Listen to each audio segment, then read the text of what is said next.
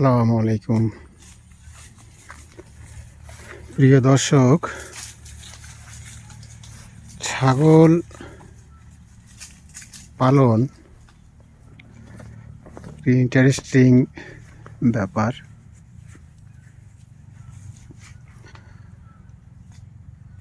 অর্থনৈতিক সমৃদ্ধির জন্য পৃথিবীতে এদের অবদান অপরিসীম।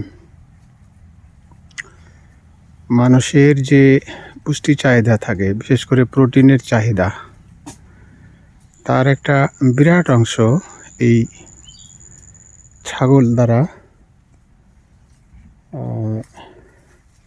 পূরণ হয়। অনেকেই আছেন ছাগলের মাংস পছন্দ করেন না, আবার অনেকেই ছাগলের মাংস পছন্দ করেন। এটি একটি পুষ্টিকর খাদ্য। মানুষের দেহে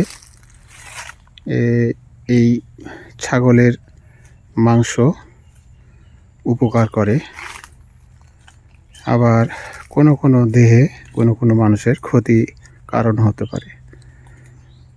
তো খাদ্যে যে বৈচিত্র্য, এই বৈচিত্র্য অনুযায়ী যার জন্য যেটা উপযোগী। এই খাসির যে চর্বি, সেটা আবার যাদের কোলেস্টেরলের মাত্রা বাড়ায় বা তাদের হার্টের প্রবলেম হয়, উচ্চ রক্তচাপ সৃষ্টি হতে পারে, এই সমস্ত ক্ষেত্রে কিছু ডাক্তারের পরামর্শ অনুযায়ী তাদের এটা অতিরিক্ত পরিমাণে না খেতে বারণ করা থাকে। তো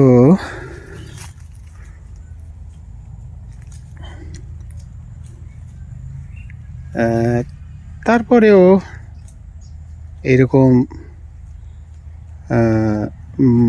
বেশিরভাগ মানুষই এই মাংসগুলো খেয়ে তাদের প্রোটিনের চাহিদা পূরণ করে। তো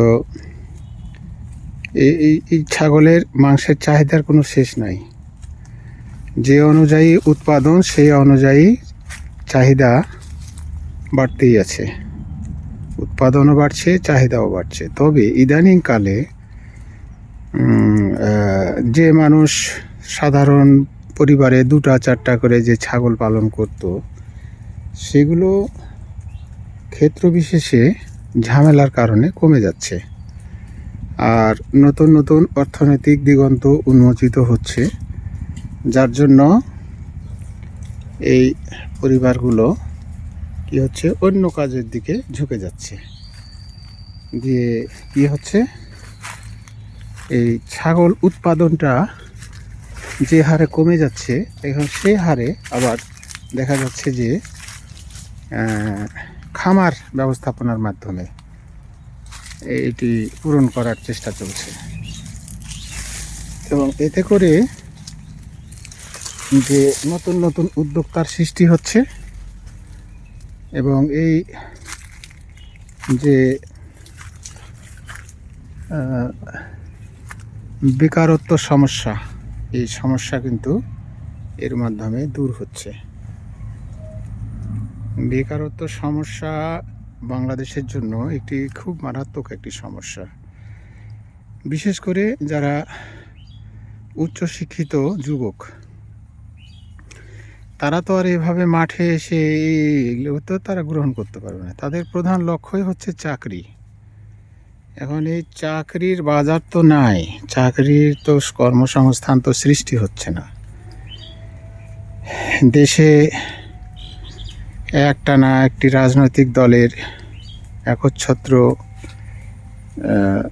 চলছে, শাসন চলছে। সেখানে জনগণের কল্যাণের চেয়ে তাদের শাসনে টিকে থাকাটাকে প্রধান মনে করছে। এসব কারণে বেকার সমস্যা দিন বেড়েই চলেছে। তো আমি এখানে যতদূর দেখছি যে হঠাৎ করে একটি খামার, ছাগলের খামার বা গরুর খামার, এটা করা কিন্তু সম্ভব নয়। তার কিছু সম্পদ থাকতে হবে। সম্পদ থাকা বলতে কিছু জায়গা থাকা লাগবে, আবার কিছু ল্যান্ড থাকা লাগবে, যেখানে ঘাস উৎপাদন করে তাদেরকে খাওয়ানো সম্ভব হয়। আবার না হলেও কিছু বাগান থাকতে হবে, সেই বাগানের যে ঘাসগুলো হবে, এই যে আমার যেমন বাগানে যেভাবে ঘাস আছে, সেই ঘাসগুলো তারা খেয়ে শেষ করতে পারছে না। যে অনুযায়ী এই দরকার, ছাগলের দরকার, সেই অনুযায়ী ছাগল নাই। 15টি ছাগলে এখন এটা তো খেয়ে শেষ করতে পারবে না। তো যাই হোক, এভাবে শুরু করা যায়, ধীরে ধীরে বাড়বে। তো আমি মনে করি যে বেকার যারা কঠোর পরিশ্রম করতে পারেন না, তারা এই যে একটা স্বল্প পরিশ্রম, কারণ হয়তো 2 ঘন্টা 1 ঘন্টা নিয়ে এসে ছেড়ে দেওয়া গেল, তারা চড়ে তারা নিজেরাই ধুম হয়ে গেল, কোনো পেড়া নাই, কোনো ঝামেলা নাই। এই যে পাশে বিশাল বিশাল সব ধান ক্ষেত, ধান যখন প্রথম রোপণ করা হলো তখন তখন নরম ছিল। এই নরম থাকার কারণে তারা ধানে মুখ দিত, কিন্তু এখন ধানটা একটু বড় হয়ে গেছে। এই যে সাইডে কোনো ধানে কোনো ক্ষতি নাই, কোনোভাবেই তারা এই ধানে আর মুখ দিতে আসছে না। প্রথম দিকে 2-1টা ধানে মুখ দিয়েছিল, এই হিসাবে ভয়ের কোনো কারণ নাই যে অন্যের ক্ষতি হয়ে যাবে, এরকম সম্ভাবনা একেবারেই কম। এই যে আইলগুলোতে অনেক সময় ছাগলেরা চলে আসে, তো এই আইলের বাইরে কোনো একটা ধানে মুখ দেওয়া নাই। এই হিসাবে কিছু পরীক্ষা নিরীক্ষা পাওয়া যাচ্ছে যে নিশ্চিন্তে বাগান ঘেরা না থাকলেও সেখানে ছাগল পালন করা সম্ভব, কোনো ঝামেলা নেই।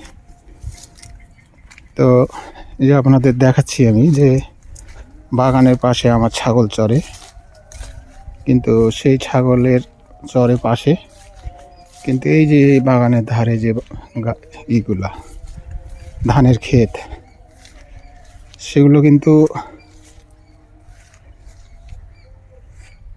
কোনো ক্ষতি নাই, কোনো বিন্দু পরিমাণে ক্ষতি নাই।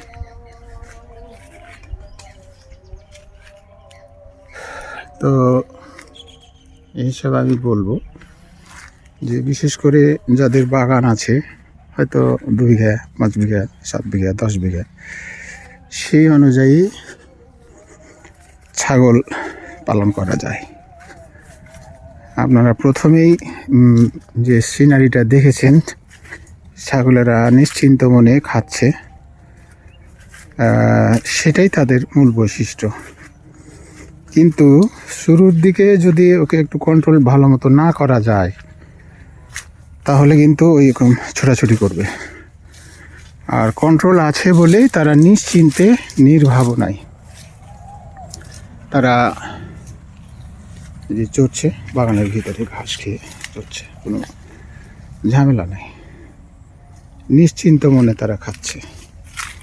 তাতে এখানে না থাকলেও অসুবিধা নেই, কিন্তু এটা করা ঠিক না। কতক্ষণের ব্যাপার, 1-1.5 ঘন্টার ব্যাপার। তো এইভাবে নিরাপদভাবেই থাকা ভালো। তো সকালে 1 ঘন্টা, বিকালে 1.5 ঘন্টা, এটা 2.5 ঘন্টা এদেরকে একটু চড়িয়ে খাইয়ে ঘরে ঢুকিয়ে দেওয়া গেল, আছে, কোনো অসুবিধা নেই। আর যে দানাদার খাদ্যের প্রয়োজন হবে, এটা এখনই নয়, যখন সে প্রেগন্যান্ট থাকবে অথবা কুরবানির জন্য বিক্রি হয়ে যাবে, তার 3 মাস আগে থেকে এই স্বল্প পরিমাণে দানাদার দিলেই আর কোনো দানাদার প্রয়োজন হয় না। তো ধন্যবাদ আপনাদের সবাইকে আমাকে সঙ্গ দেওয়ার জন্য, এবং আপনারা ভালো থাকবেন, সুস্থ থাকবেন। যারা ছাগল পছন্দ করেন, পালন করেন, এদের ভালোবাসেন তারা এটা পালন করার একটা সুযোগ নিতে পারেন। তো আপনাদের অসংখ্য ধন্যবাদ। Thank you very much. আসসালামু আলাইকুম।